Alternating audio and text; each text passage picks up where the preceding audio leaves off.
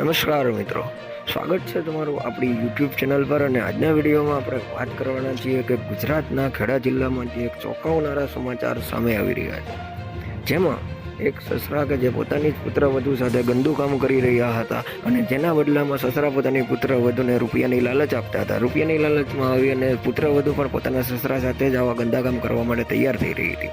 સસરા કે પોતાની પુત્રવધુને પ્રાઇવેટ રૂમની અંદર મળતા હતા અને ત્યાં આવું ગંદુ કામ કરી રહ્યા હતા.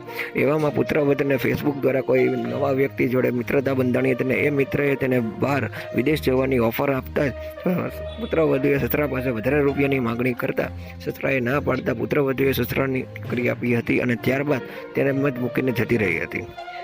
આમ 3-4 દિવસ સુધી સસરાનો પત્તો ન લાગતા જગદીશભાઈ શર્મા કે જે આ વ્યક્તિ છે, જે સસરા છે, ને તેમના પુત્ર કે જે જય શર્મા કે જેને 3 દિવસ સુધી પોતાના પિતાનો કોઈ પત્તો ન લાગતા તેમણે પોલીસ ફરિયાદ લખાવી હતી અને પિતાની શોધખોળ આદરી હતી. થોડા સમય બાદ જે આ વાત ન મળતી ત્યારે એમને ખ્યાલ આવ્યો હતો કે પોતાના એક પ્રાઇવેટ રૂમની અંદર જઈને જોયું તો ત્યાં રૂમથી બહારથી બંધ હતું. તાળું તોડીને અંદર જઈને જોતા પોતાના પિતાને નગ્ન અવસ્થાની અંદર લોહી લુહાણ હાલતમાં જોયા હતા અને તેઓ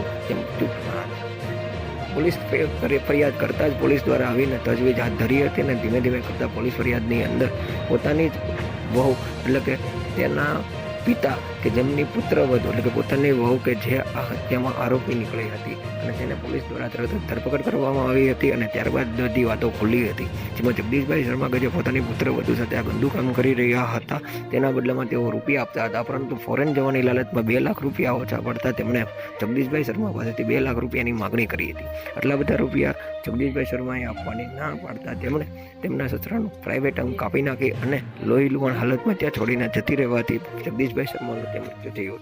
તો મિત્રો, આ વાત થઈ આપણે ખેડા જિલ્લામાંથી સામે આવેલી આ વાતની. આવા વિડીયો તમને કેવા લાગે છે તમે અમને કોમેન્ટ સેક્શનની અંદર જરૂરથી જણાવજો. સાથે જ આપણી ચેનલ